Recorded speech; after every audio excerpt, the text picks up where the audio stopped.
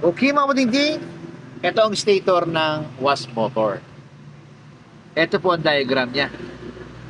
Ang diagram niya, yung red at saka yung blue nasa capacitor. Ibig sabihin lalagyan ng capacitor yung kulay red at saka yung kulay blue. Tapos yung common po natin kulay black. Ito po ang original na color coding ng isang Sharp wasp motor. Ito. Ngayon mga budingding, titignan natin dito sa ating black. Ang ating common, kukunin natin dito yung capacitor, yung reverse forward. Yung blue, wala. Yung red, meron. Ibig sabihin, nawawala po ang kulay blue. Kaya hanapin natin. Bakit walang connection yung kulay blue? Okay, natanggal na natin yung tali niya.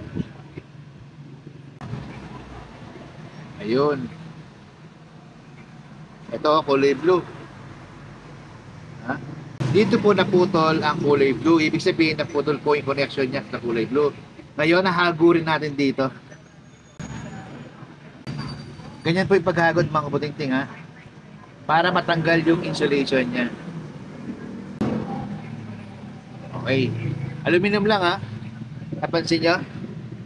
Hindi siya tanso. Aluminum lang po ang kanyang magnetic wire. Ngayon, titignan na natin dito. Ito ang ating common, kulay black. Ha? Unahin muna natin dito sa red. Ang red umiilaw yan. No? Ngayon, ito yung kulay blue. Ay, wala pa rin yung kulay blue. No? Ngayon, tingnan natin to. Bakit meron siyang ganito? Baka dito meron siyang naputol dito na pinagsama nila. No? Ngayon, gawin natin mga kaputing-ting. Subukan natin putulin. Dalawang ito. Tapos, agurin natin. Ipagsama natin ulit.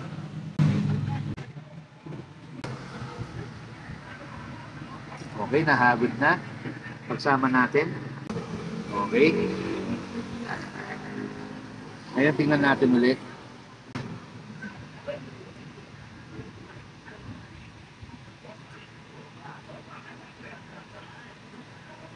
Dito, wala.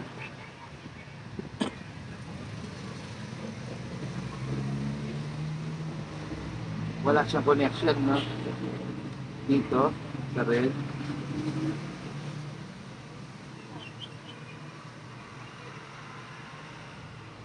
Ibig sabihin mga buting-ting, meron po siyang putol, no? Hanapin pa natin yung putol niya. Ito yung pinaka-fuse niya. Ang fuse ng mga wasp motor, speed motor, masyadong mataas ang ampere, hindi agad nasisira. Gumamit sila ng fuse pero hindi naman buibigay ang fuse. Pero tingnan natin dito, problema. Ayan o, ito yung common natin, no? Ayan. Dumaan siya ng fuse. Pero buo naman ang ating fuse, hindi naman siya sira. Ngayon gagamit tayo ng lighter.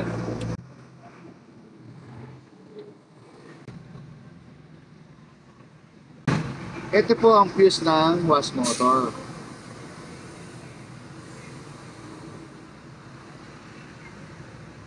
Ayan, buo siya, no? Hindi buibigay talaga ang mga fuse po ng speed motor at wasp motor. Ang buibigay po, yung mismong winding. Doon siya napuputol, no? Ngayon, itong kulay blue, ang naputol. Hindi natin alam kung saan naputol ang winding nito. Tanggalin natin dito.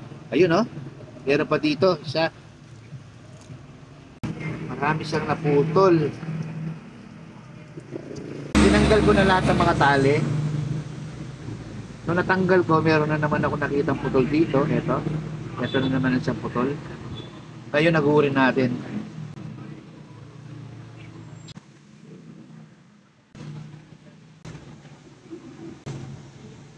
Ngayon, pagsama natin. Di bali ang putol-putol niya. Ito yung kanina, no? Yung tinanggal natin. Pero ang talagang putol niya ito, saka ito, no? Ngayon tingnan natin kung buo na ba.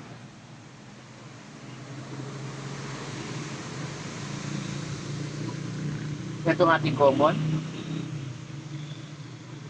Yung kulay red, umaandar na. Ha? Kanina. Ngayon yung kulay blue, ito yung kulay blue natin. Ano, aandar na ba o hindi? Tingnan natin kung aandar na ba. Oh, yun.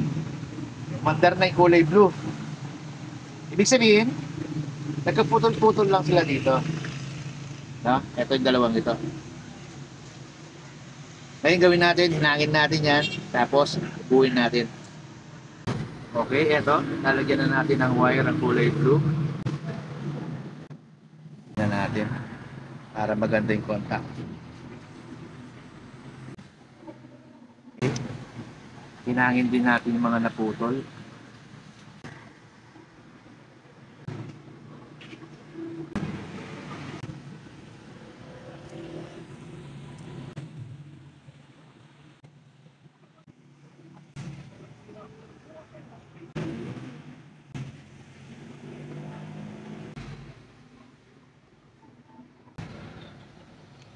Lagyan natin spaghetti tube.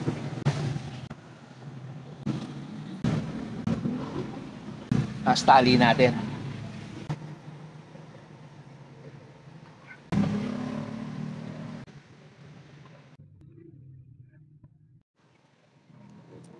Tapos tatagdagan natin ito. Mga wire. Yung black, lagyan natin ng black na wire. Tapos yung red, lagyan din natin. Para umaba yung mga wire niya.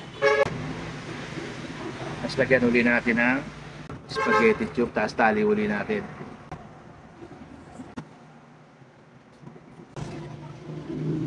Tali na natin.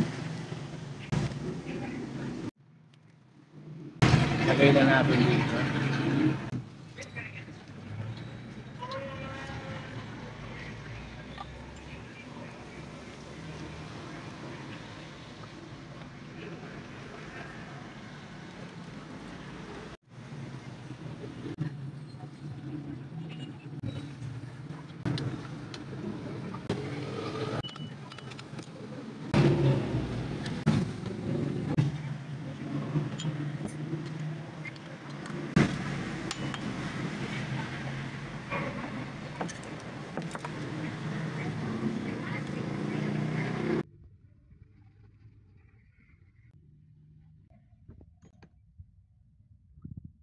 Red, lagay natin sa naman. Lagay capacitor natin. Yung blue, lagay din natin sa capacitor. Tapos yung black, yung common, lagay natin sa line. Itong was motor, ginawa ko siyang motor ng spin. Ginawa ko siyang motor ng spinner. Kaya para mas malakas yung spinner. Ito ang gagamitin ko ngayong motor doon sa spinner. Ginagamit ko po to sa yung mga malalaking tab, kagaya po ng mga LG, malalaki po ang tab nun, no? Para hindi mahirapan, kasi kung gagamit tayong ordinaryong spin motor na maliit, hindi masyadong malakas yung hataw ng spinner. Kaya gagamit po tayo was motor para malakas po yung hataw. Tapos yung shafting na mahaba ng shafting ng was motor, pinuputol ko, inakma ko lang doon sa taas ng shafting ng spinner. Dinidiskarte ko lang mga buting-ting. Ngayon, plug in na natin kung aandar ba itong ginawa natin. Okay, kukunin ko muna itong reverse forward. Gaganin natin. Tapos yan, hawakan ko dito. Tapos, plug in na natin. Open wire tayo mga buting-ting, ha. Ingat-ingat lang sa mga gumagawa. Delikado po ang kuryente mga buting-ting, okay? Okay, na-plug in na natin. Ngayon, titingnan natin kung iikot na ba dito sa ating motor. Kung iikot na siya. Ito yung reverse niya, no? Okay. Ito yung kulay blue na hindi umaandar kanina. Umaandar na. Ngayon, ito yung kulay red. Pares na umaandar, mabuting-ting. Ang ginamit kong capacitor nito, yung original niya, no? 11, no? 11 microfarad. Ganyan po ang capacitor ng original na Sharp motor. Okay, unplug ko muna. Ngayon, ituturo ko sa inyo kung ano nangyari dito sa stator niya. Ganito po ang nangyari dito, mga buting-ting. Ngayon, gawa tayo ng diagram, mga buting-ting. Ang nangyari dito, ganito. Itong red. Ayan, rewind. Nagre-rewind. Rewind. Ayan. Tapos, ito na naman ang blue. Rewind. Yan nga lang. Dahil yung unang nakita natin putol, ayan yan. Yung unang putol. Kaya pinagsama natin yan, no? Pinagsama natin. Tapos naghanap na naman tayo ng putol. Ito, meron naman tayo nakita putol na naman dito. Ngayon ginawa natin, pinagsama na naman natin. Tapos wala pa rin, no? Wala pa rin connection, no? Ngayon, inalat naman natin yung isang putol. Ito, nakita na naman natin yung isang putol. Ayan, pinagsama na naman natin yung isang putol. Ayan, nabuo po ang kulay blue. Ngayon, yung kulay blue at saka yung kulay red, pag yung dalawang dulo, pag pinagsama po natin yung dalawang dulo na yan, yan po ang ating common, yung kulay black.